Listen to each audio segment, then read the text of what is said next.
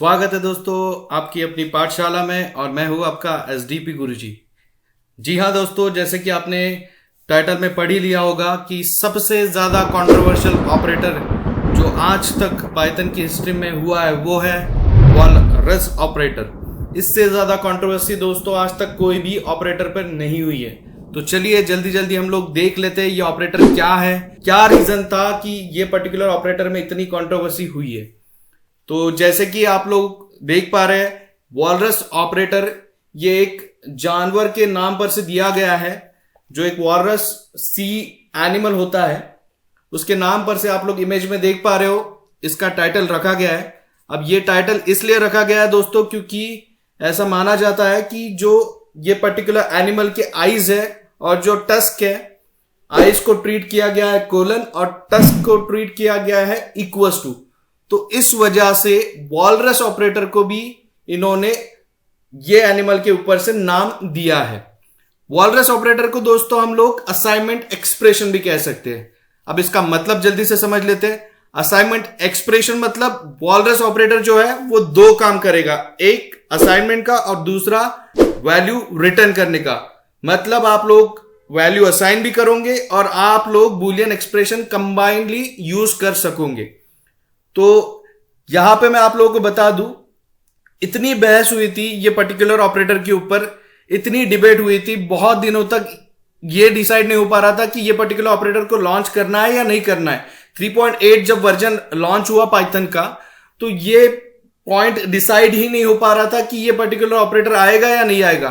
तो फिर वो केस में हुआ ऐसा कि जो हमारे फाउंडर है पाइथन के, जूडो वैन रॉसन, उन्होंने क्या किया, अपना BDFL पावर का यूज करके, बेनेवोलेंट डिक्टेटर फॉर लाइफ, ये पावर का यूज करके। अब ये क्या होता है पहले मैं बता देता हूं आप लोगों को। ये वो होता है ओपन सोर्स कम्युनिटी के अंदर कि जब भी कोई टॉपिक के ऊपर आर्ग्यूमेंट हो जाता है, डिबेट हो जाती है, तो जो फाउंडर रहता है, जो इन्वेंटर रहता है, उनको एक अथॉरिटी दी जाती है कि ये डिबेट रिजॉल्व करने की। तो अगर वो जो डिसीजन दे देते हैं वही डिसीजन फाइनल कंसिडर किया जाता है। BDFL पावर का यूज करके ये पर्टिकुलर ऑपरेटर को पाइथन 3.8 में इंट्रोड्यूस करवा ही दिया दोस्तों। अब आप लोग कहोगे कि ये पर्टिकुलर ऑपरेटर में ऐसी खास बात क्या है, क्यों इतनी डिबेट हुई। जैसे कि आप लोग यहां पे एग्जांपल में देख पा रहे हो, पाइथन के अंदर जेन ऑफ पाइथन ये रूल्स डिजाइन किए गए थे। जेन ऑफ पाइथन ये जो रूल्स थे ये टीम पीटर्स ने 1999 में डिजाइन किए गए थे और ऐसा माना जाता था कि ये जो रूल्स है, ये रूल्स पाइथन के हर एक ऑपरेटर हर एक टॉपिक एग्री करेंगे, अप्रूव करेंगे और ये फॉलो किए जाएंगे। देखते हैं प्रैक्टिकल इंप्लीमेंटेशन और उसके बाद हम लोग समझते हैं कि कौन से जेन ऑफ पाइथन प्रिंसिपल ये पर्टिकुलर ऑपरेटर फॉलो नहीं करता है। तो जल्दी से आप लोग इंप्लीमेंटेशन की तरफ आ जाइए दोस्तों।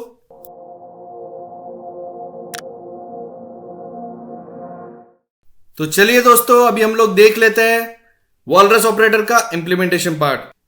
तो सबसे पहले मैं आप लोगों को सिंबल कमेंट के अंदर लिख के बता देता हूं। तो यहां पे मैंने कोलन इक्वल्स टू लिख देना है। तो ये सिंबल यूज होता है वॉलरस के लिए। एक मैं एग्जांपल के थ्रू आप लोगों को समझाता हूं। छोटा सा एग्जांपल पहले देख लेते हैं। अगर मैं ए वेरिएबल के अंदर एक वैल्यू स्टोर कर देता हूं फॉल्स, जैसे यहां पे आप लोगों के सामने मैंने वैल्यू स्टोर कर दी है। अब मैं अगर ये वैल्यू को प्रिंट करना चाहता हूं तो मैं प्रिंट कर सकता हूं कुछ इस प्रकार से। यहां पे मैंने प्रिंट में पास कर दिया ए, आप लोगों को मिल रहा है आउटपुट फॉल्स। अगर मैं यही चीज वॉलरस के थ्रू करता हूं तो दोस्तों ये जो 2 लाइन में कोड आप लोगों ने लिखा है, या आप लोगों का कोड जो है वो एक लाइन में कन्वर्ट हो जाएगा। तो चलिए देख लेते हैं। मुझे यहां पे लिखना पड़ेगा ए कोलन इक्वल्स टू फॉल्स। तो यहां पे आप लोगों को आउटपुट मिल रहा है फॉल्स। तो आप लोगों को यहां पे फॉल्स किस प्रकार मिल रहा है, सबसे पहले ये ऑपरेटर क्या करेगा, सबसे पहले ये ऑपरेटर आपकी वैल्यू स्टोर करेगा ए वेरिएबल के अंदर, मतलब असाइनमेंट ऑपरेशन परफॉर्म होगा पहले। उसके बाद क्या करेगा ये ऑपरेटर, उसके बाद ये ऑपरेटर आपकी वैल्यू बूलियन एक्सप्रेशन की तरह कंपेयर करेगा। तो आपके ए के अंदर ऑलरेडी फॉल्स है, इसलिए आप लोगों को क्या मिला, फॉल्स एज एन आउटपुट मिल गया। तो ये हो गया आप लोगों का बेसिक इंप्लीमेंटेशन। अब मैं आप लोगों को एक छोटा सा प्रोग्राम करके बताता हूं। तो चलिए मैं बी के अंदर एक लिस्ट क्रिएट कर लेता हूं। लिस्ट के अंदर मैंने वैल्यू यहां पे रख दी 10, 20, 30, 40 और 50। यहां पे मेरे लिस्ट के अंदर अभी 5 वैल्यूज अवेलेबल है। अब मैं क्या कर रहा हूं दोस्तों, गौर से देखिए।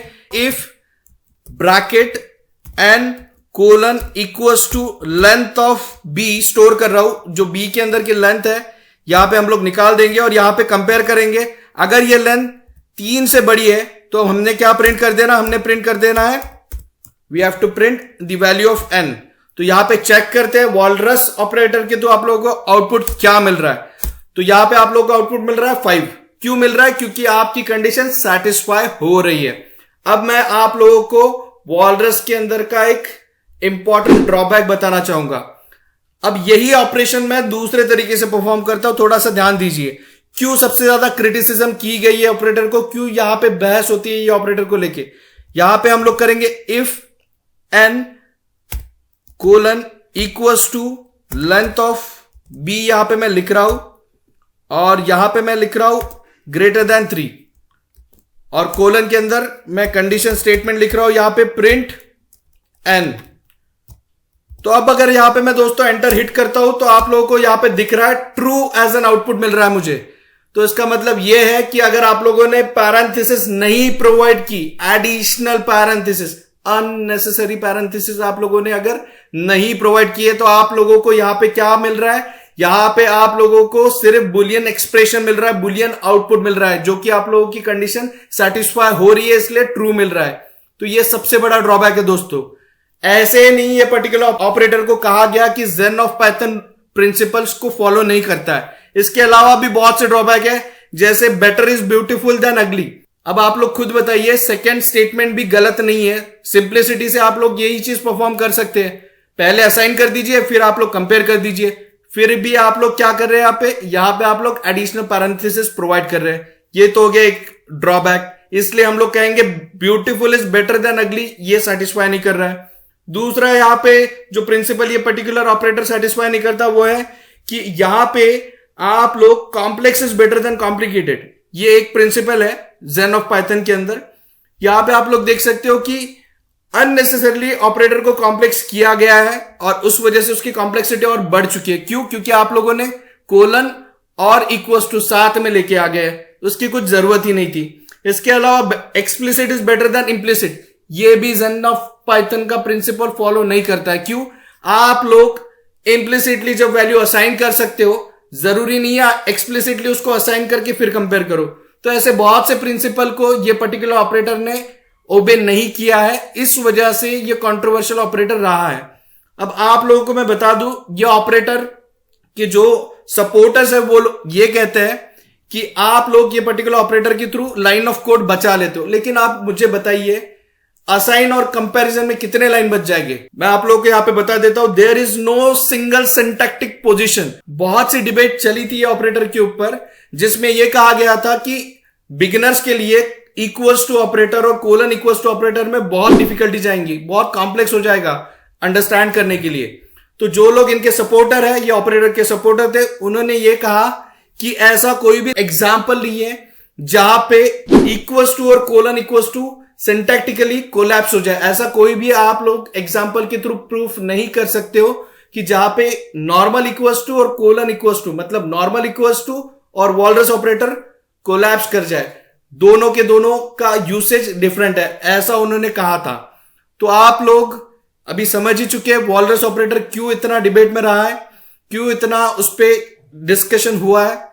तो आज के डेट में तो पाइथन 3.8 के अंदर आप लोगों को वॉलरस देखने मिलता है दोस्तों, जो फाइल हैंडलिंग के अंदर भी यूज होता है, जो डिक्शनरी के अंदर भी यूज होता है। सबसे बेस्ट यूसेज वॉलरस ऑपरेटर का है जब आप लोग व्हाइल कंडीशन के साथ चलाते हो, क्योंकि आप लोग लाइन ऑफ कोड रिड्यूस कर सकते हो।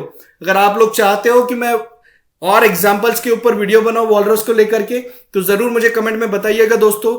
ऐसे ही अच्छे अच्छे वीडियोस, इंटरेस्टिंग वीडियोस को देखने के लिए जल्दी से सब्सक्राइब कर दीजिए, लाइक कर दीजिए और बेल आइकन को प्रेस करना मत भूलिए, ताकि आप लोग अच्छे से अच्छा वीडियो आपके पास पहुंच सके। तो थैंक यू सो मच दोस्तों, have a nice day, stay safe, stay at home, take care दोस्तों।